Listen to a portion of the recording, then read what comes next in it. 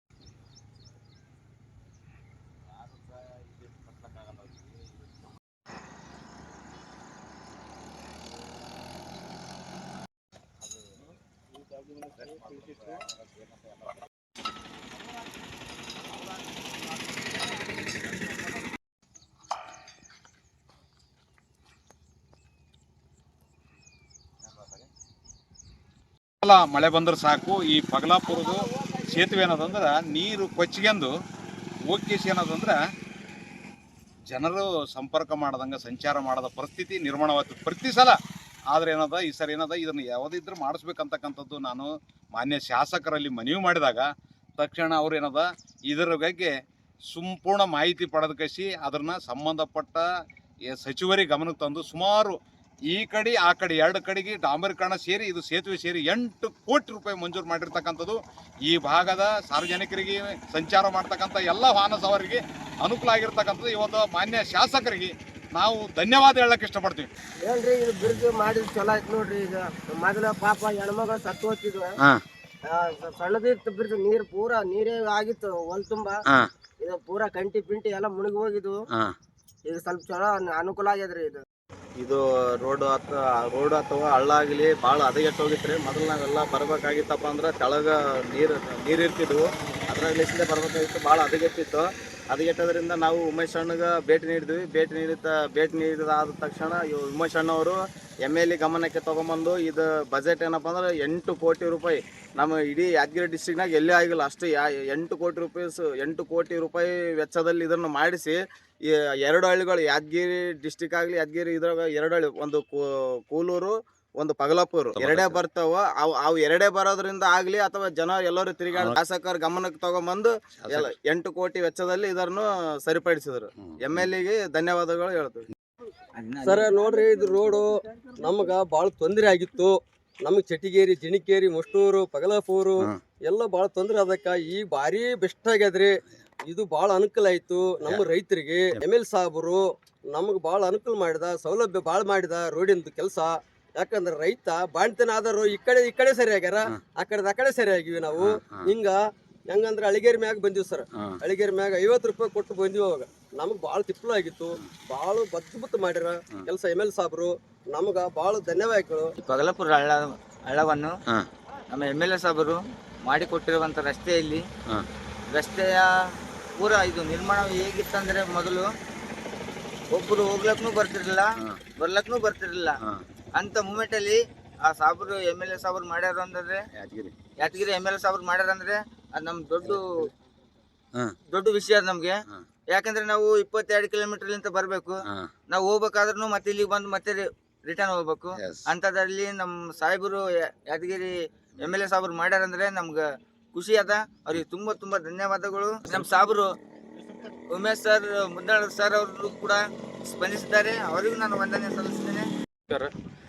ನಾನು ಈ ರೋಡಿಗೆ ದಿನಾಲು ತಿರುಗಾಡೋ ರಸ್ತೆ ಭಾಳ ಹದಗೆಟ್ಟಿತ್ತು. ಮುಂಚೆ 1 ವರ್ಷ 2 ವರ್ಷದಿಂದ ಮಳೆ ಬಂತು, ಫುಲ್ಲು ಬಂದಾಗಿ ಗಾಡಿ ಹೋಗೋಕ್ಕೆ ಸಾರ್ವಜನಿಕರಿಗೆ ಭಾಳ ತೊಂದರೆ ಆಗ್ತಿತ್ತು. ಆದ ಕಾರಣ ಇದ್ರದ್ದು ಭಾಳಷ್ಟು ಅಧಿಕಾರಿಗಳ ಗಮನಕ್ಕೆ ಊರು ಸಾರ್ವಜನಿಕರು ತಂದ್ರೂ ಯಾರು ಕೆಲಸ ಆಗಲಿಲ್ಲ. ಯಾದಗಿರಿ ಉಮೇಶ್ಗೆ ಮುದ್ನಾಳವ್ರ ಅಣ್ಣನವ್ರ ಗಮನಕ್ಕೆ ತಂದಾಗ ಅವರು ಜನರನ್ನು ಕರ್ಕೊಂಡು ಮಾನ್ಯ ಶಾಸಕರು ಚೆನ್ನಾರೆಡ್ಡಿ ತುನ್ನೂರು ಸಾಹೇಬ್ರಿಗೆ ಗಮನಕ್ಕೆ ತಂದ ತಕ್ಷಣ ಅವರು ಸಂಬಂಧಪಟ್ಟ ಅಧಿಕಾರಿಗಳ ಜೊತೆ ಮಾತಾಡಿ ತರಾತುರಿಯಲ್ಲಿ ಇದು ರಸ್ತೆ ಆಗಬೇಕಂತೇಳಿ ಹಠ ಹಿಡಿದಾಗ ಸ್ಯಾಂಕ್ಷನ್ ಮಾಡಿ ಇದು ನಮಗೆ ಈ ಕಡೆ ತಿರುಗಾಡೋ ಜನರಿಗೆ ಸಾರ್ವಜನಿಕರಿಗೆ ಬಹಳಷ್ಟು ಉತ್ತಮವಾಗಿದೆ, ಬಹಳಷ್ಟು ಒಳ್ಳೆಯ ರಸ್ತೆ ಆಗಿದೆ. ಇದರಿಂದ ತುಂಬ ಧನ್ಯವಾದಗಳು ಸಾಹೇಬ್ರಿಗೆ. ಮತ್ತು ಇಲ್ಲಿ ರಾತ್ರಿ ಓಡಾಡೋಕ್ಕಂತ ಭಾಳಷ್ಟು ಆಕ್ಸಿಡೆಂಟ್ ಆಗ್ತಾವೆ, ಅಪಘಾತಗಳಾಗ್ತಿದ್ವು. ರಸ್ತೆ ಚೆನ್ನಾಗಿದ್ದಿಲ್ಲ. ಈ ಒಳ್ಳೆಯ ಒಂದು ರಸ್ತೆಯನ್ನು ಮಾಡಿಕೊಟ್ಟೋದಕ್ಕೆ ಉಮೇಶ್ ಅಣ್ಣ ಮುದ್ನಾಳ್ ಕೆ ಅವರಿಗೆ ಧನ್ಯವಾದಗಳು. ನಿಮ್ಮ ಹೆಸರು? ನಮ್ಮ ಹೆಸರು ಕಾಮಣ್ಣ ಅಂಬಿಗರ್.